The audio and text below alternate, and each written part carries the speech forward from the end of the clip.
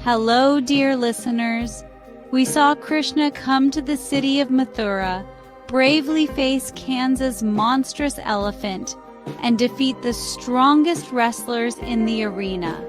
The people of Mathura cheered, but the dark King Kansa still sat on his throne, his heart trembling with fear. Tonight, we will witness what happens when Krishna climbs those palace steps, and the long-awaited prophecy comes true. Close your eyes. Let's begin. In the royal box above the arena, King Kansa stood frozen. The cheers of the people rang in his ears like thunder. His finest warriors defeated, his most fearsome elephant brought to its knees. The boy he had tried to destroy for years, now standing below him, calm and smiling. He clutched the golden arms of his throne. His lips quivered. "No," he muttered. "No, this can't be the child. Not him, not here." But in his heart he knew. Krishna was Devki's 8th son, the very one he had tried so hard to destroy. And now, the prophecy he had feared since the day of Krishna's birth was standing right in front of him. The crowd had gone silent.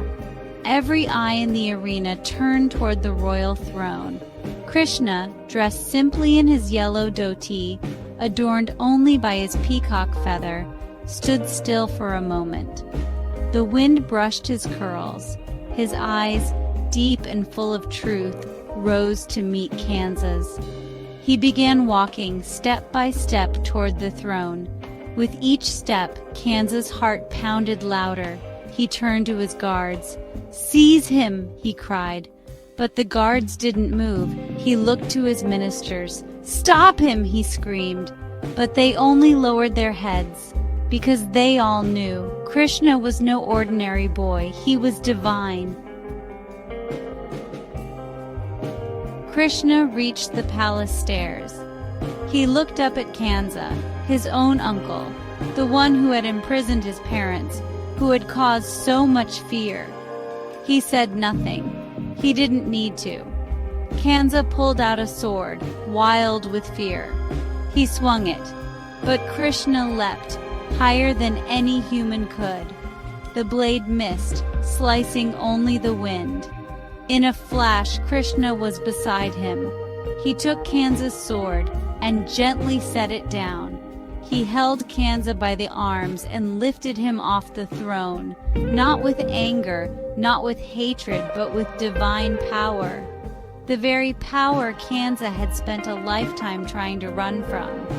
With a final burst of strength, Krishna cast Kansa down to the earth, ending the rule of fear.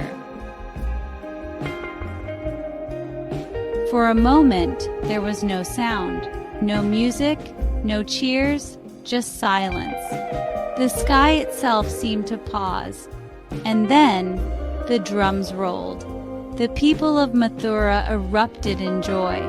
The darkness was gone. The chains around their hearts were broken. A gentle breeze swept through the arena, as if even the wind was celebrating. The prophecy had come true, and peace had returned. But Krishna's task wasn't finished. He turned and walked into the palace, past the throne, past the halls, and down deep into the dark, cold dungeons. There, behind iron bars, sat a man and a woman, tired, pale, but full of hope. Devki and Vasudeva.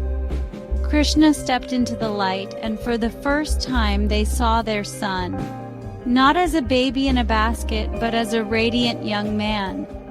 Tears filled Devaki's eyes.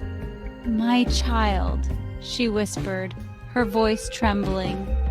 Vasudeva couldn't speak. He fell to his knees. Krishna opened the cell door, walked forward, and gently embraced them. "I have come home," he said softly. The next morning, the city of Mathura awoke to a new sun. Bells rang, flowers were placed on every doorstep, people danced in the streets. Krishna didn't take the throne. Instead, he placed Ugrasena, Kansa's wise old father, back as king. He himself remained simple, still the boy with the flute, the protector of dharma. He had defeated evil not with hate, but with courage, calm, and divine grace.